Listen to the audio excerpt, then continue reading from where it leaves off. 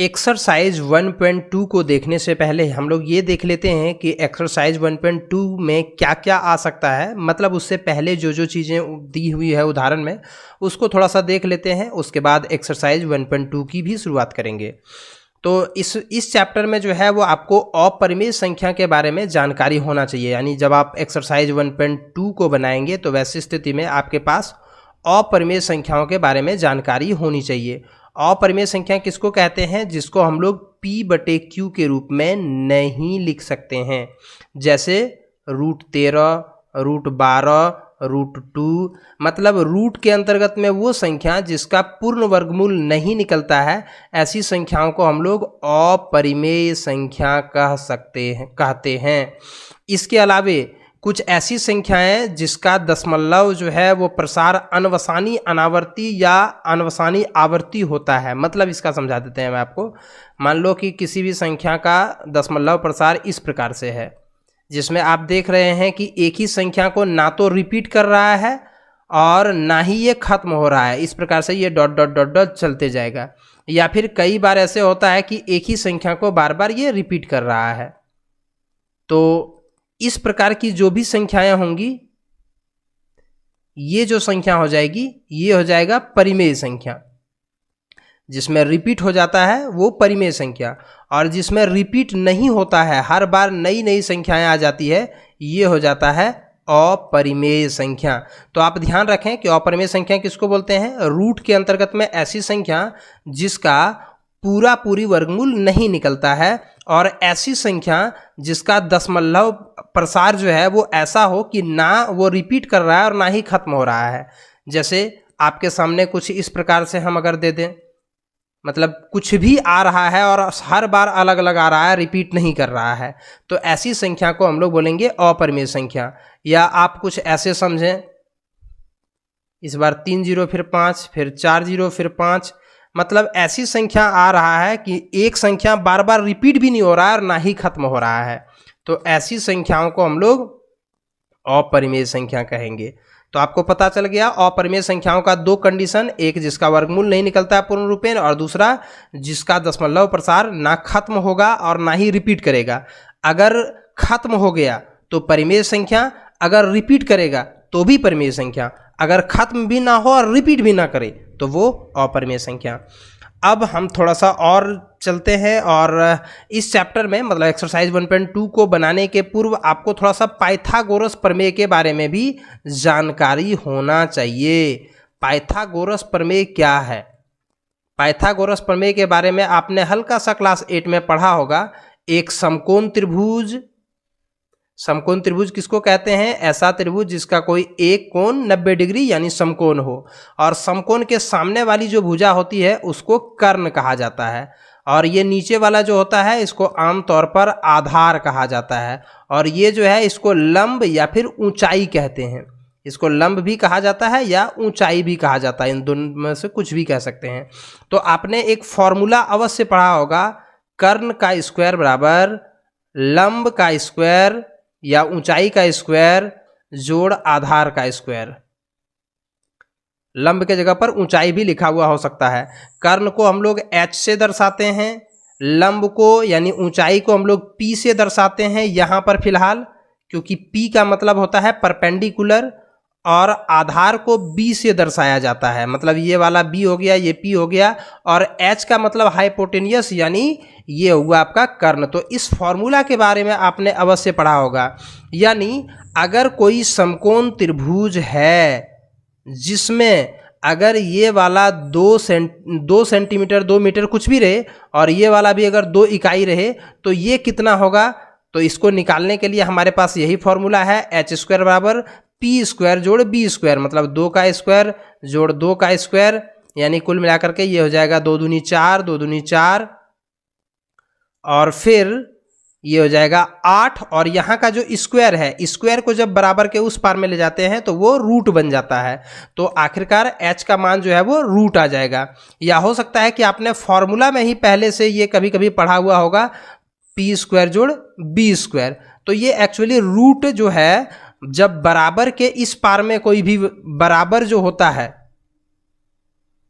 बराबर जब भी कहीं पर होता है, अगर बराबर के इस पार में कोई चीज़ घाटा में होता है तो उस पार ले जाने पर वो जोड़ बन जाता है, यानी माइनस से प्लस हो जाता है, गुना से भाग हो जाता है। उसी प्रकार से अगर इस पार में स्क्वायर रहे तो उधर वो रूट बन जाता है, और ठीक उल्टा भी होता है कि अगर इधर इस रूट रहे तो उधर स्क्वायर बन जाता है। तो ये नियम भी आप बिल्कुल ध्यानपूर्वक याद रखें। और इसके बाद इसी चीज़ का इस्तेमाल जो है वो यहाँ आपको किताब में देखने को मिलेगा एक्सरसाइज 1.2 में। तो आइए शुरू करते हैं एक्सरसाइज 1.2 को, और सबसे पहला क्वेश्चन देख लेते हैं 1.2 का। इसमें लिखा हुआ है कि प्रत्येक अपरिमेय संख्या एक वास्तविक संख्या है। वास्तविक संख्या के बारे में मैंने आपको संख्या वाले जो एक वीडियो था उसमें मैंने आपको बताया हुआ था, उम्मीद करते हैं कि आपने उसको देखा होगा। परिमेय संख्या और अपरिमेय संख्या दोनों मिलकर वास्तविक संख्या का निर्माण करते हैं। मतलब दुनिया में जितना भी परिमेय संख्या है और जितना भी अपरिमेय संख्या है, दोनों को मिला देंगे तो बन जाएगा वास्तविक संख्या। मतलब वास्तविक संख्या दो प्रकार का होता है, परिमेय और अपरिमेय। तो यहाँ पूछ रहा है प्रत्येक अपरिमेय संख्या एक वास्तविक संख्या होती है। प्रत्येक अपरिमेय संख्या मतलब दुनिया में जितना भी अपरिमेय संख्या है सारा का सारा वास्तविक संख्या है। हाँ है ही, आप देख सकते हैं कि वास्तविक संख्या का ही तो भाग है परिमेय संख्या, तो परिमेय संख्या तो इस होबे करेगा। तो इसी प्रकार से यहाँ पर हम आंसर देते हैं रोमन 1 का और लिखेंगे सत्य। ये बात जो है वो बिल्कुल सत्य है। सभी अपरिमेय संख्या जो है, सभी अपरिमेय संख्या और परिमेय संख्या के समूह को, परिमेय संख्या के समूह को, सभी परिमेय संख्या और अपरिमेय संख्या के समूह को ही तो वास्तविक संख्या कहते हैं। इसलिए जितना भी अपरिमेय संख्या है वो सारा का सारा वास्तविक संख्या भी होगा। अब हम लोग करते हैं आंसर 2 को, और आंसर 2 में हम लोग देखते हैं कि आंसर 2 में हमें क्या लिखना है। आंसर 2 में कहा जा रहा है कि संख्या रेखा का प्रत्येक बिंदु रूट m के रूप का होता है, जहां m एक प्राकृत संख्या है। प्राकृत संख्या को याद कीजिए कब से कहां से शुरू होता है, 1 से। तो क्या संख्या रेखा पर जितना भी बिंदु होता है वो सब क्या प्राकृत संख्या या रूट प्राकृत संख्या के रूप का होता है? नहीं, कुछ संख्या तो माइनस में भी होता है, माइनस वाला संख्या तो प्राकृत संख्या है ही नहीं। तो इसीलिए हम इसका जो आंसर लिखेंगे वो लिखेंगे असत्य, क्योंकि सारा का सारा जो है वो संख्या रेखा पर केवल प्राकृत संख्या ही नहीं होती है। ये पूछ रहा है कि प्रत्येक बिंदु, प्रत्येक बिंदु नहीं होता है, कुछ बिंदु होता है, ये हम बोल सकते हैं। तो हम यहां पर लिखेंगे असत्य। ऋणात्मक पूर्णांक, ऋणात्मक संख्याएं संख्या रेखा पर तो होती है लेकिन वो प्राकृत नहीं है। ऋणात्मक संख्याएं संख्या रेखा पर होती है लेकिन वो पूर्णांक, वो प्राकृत संख्या नहीं है, वो प्राकृत संख्या नहीं है। जितना भी ऋणात्मक संख्या को देखते हैं वो सारा का सारा जो है वो, जितना भी ऋणात्मक संख्या देखते हैं वो सारा का सारा जो है वो आपको संख्या रेखा पर मिल जाएगा, लेकिन वो प्राकृत संख्या नहीं है। अब हम लोग बात कर लेते हैं आंसर 3 की।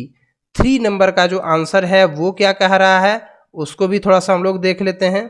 तो 3 नंबर का जो आंसर है, प्रत्येक वास्तविक संख्या एक अपरिमेय संख्या होती है। नहीं, वास्तविक संख्या जो होती है, जैसा मैंने आपको अभी तुरंत बताया कि वास्तविक संख्या 2 प्रकार का होता है, एक परिमेय और दूसरा अपरिमेय। तो ये कह रहा है कि प्रत्येक वास्तविक संख्या अपरिमेय होता है। नहीं, प्रत्येक वास्तविक संख्या अपरिमेय कहाँ होता है, कुछ तो परिमेय हो जाता है। तो हम यहां पर लिखेंगे असत्य। कुछ परिमेय संख्या, कुछ वास्तविक संख्याएं,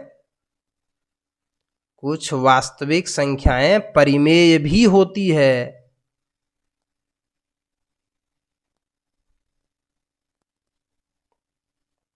कुछ वास्तविक संख्याएं जो है वो परिमेय भी होती है। प्रत्येक वास्तविक संख्या परिमेय नहीं होता है, कुछ परिमेय होता है, कुछ अपरिमेय होता है।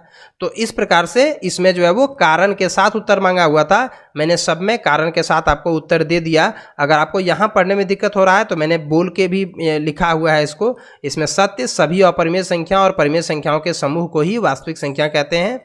इसमें लिखे हुए हैं असत्य ऋणात्मक संख्या संख्या रेखा पर होती है लेकिन वो प्राकृत संख्या नहीं है। और इसमें लिखे हुए हैं असत्य कुछ वास्तविक संख्याएं जो है वो परिमेय संख्या भी होती है। तो इन तीनों का आंसर आप इसी प्रकार से लिख सकते हैं।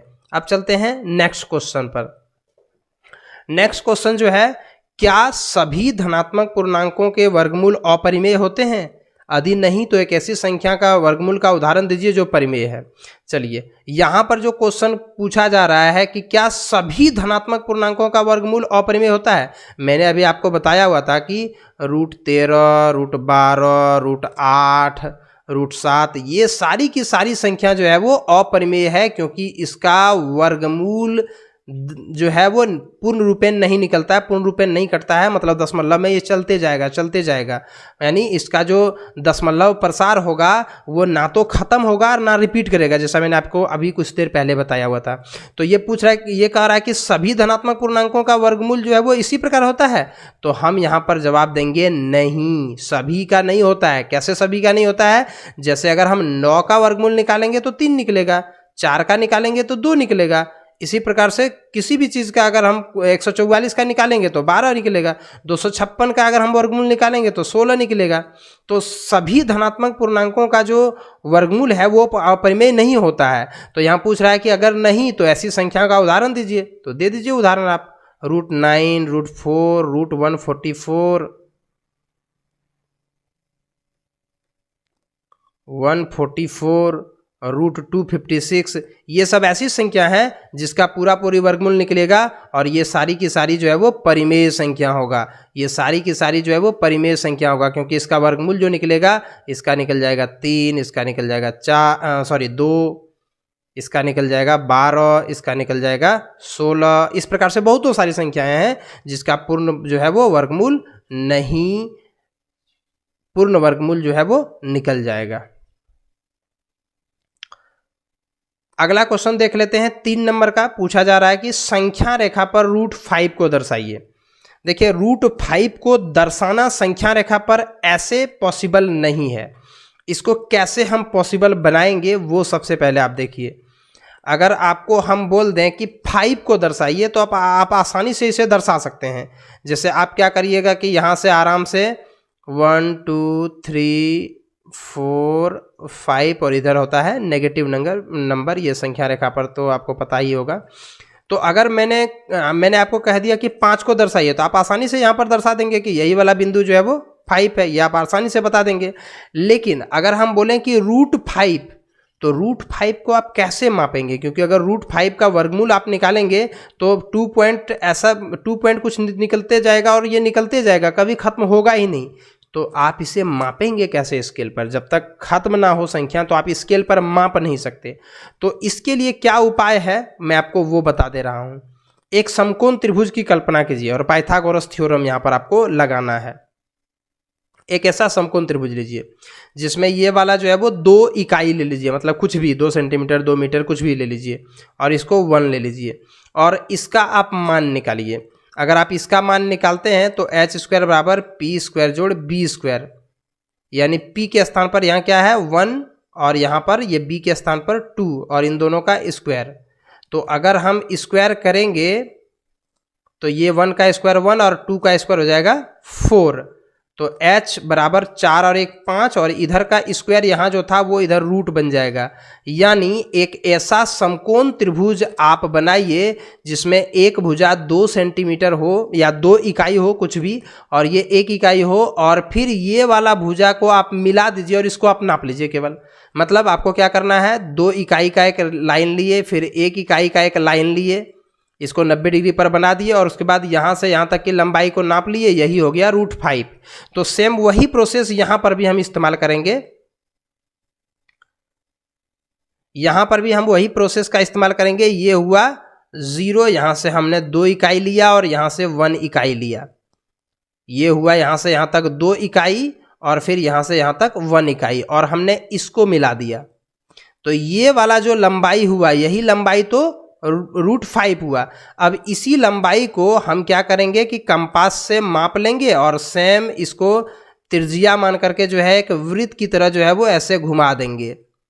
तो अगर हम इसको ऐसे घुमा दिए तो ये जो बिंदु कट रहा है यही वाला बिंदु जो है वो है √5, मतलब यहाँ से यहाँ तक की जो दूरी आ गई है ये बिंदु, ये वाला बिंदु की जो लंबाई होगी वो √5 होगी। तो इस प्रकार से आप √5 को आसानी से दर्शा सकते हैं। एक अन्य तरीका भी है दर्शाने का, आप चाहें तो यहाँ पर हम 0 ले लेते हैं, यहाँ 1 ले लेते हैं, यहाँ 2 ले लेते हैं, यहाँ 3 ले लेते हैं, यहाँ 4 ले लेते हैं।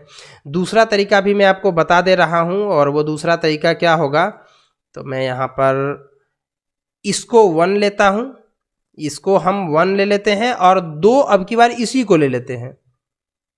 मतलब इसको 1 लिए और इसी को 2 ले लिए, इसी को 2 हिस्सा ले लिए और इसको मिला दिए, हम यहाँ से यहाँ तक मिला दिए। तो ये जो लंबाई हुआ इसी को हम जो है वो कंपास से अगर हम घुमा देंगे, कंपास से अगर हम इसको घुमा देंगे तो ये पुनः जो है वो ये जिस बिंदु पर काटेगा वही बिंदु हो जाएगा √5। तो इन दोनों तरीकों में से आपको जो भी तरीका अच्छा लगे आप उस प्रकार से इसको बना सकते हैं। तो इस प्रकार से हम जो है वो इसको बना लेंगे। अगला जो है ये एक क्रियाकलाप करने के लिए कहा गया है, और ये क्रियाकलाप भी ठीक उसी प्रकार से होगा जैसे मैंने आपको 4 नंबर का भी क्वेश्चन बताया। आपको क्या करना है कि एक संख्या रेखा खींचना है। मैं यहाँ पर एक संख्या रेखा खींच लेता हूँ। मैंने यहाँ पर एक रेखा खींचा, इसमें हम लिख देते हैं 0, इसमें 1, इसमें 2, इसमें 3, इसमें 4, 5, 6, ऐसे करके धनात्मक हो गया, इधर ऋणात्मक हो गया, -1, -2, -3, -4, इस प्रकार से ये इन्फिनिटी तक चलते जाता है। अब हमको इसी प्रकार से एक सर्पिल बनाना है। मतलब आप जो है वो पहले इसको 1 लीजिए और फिर 1 सेंटीमीटर ऊंचा लीजिए, मतलब ये 1 और ये भी 1, तो ये वाला जो होगा ये √2 होगा। आप कैलकुलेशन करके देख लीजिए, सेम वही फॉर्मूला से h² बराबर p² और b² और दोनों 1-1 है।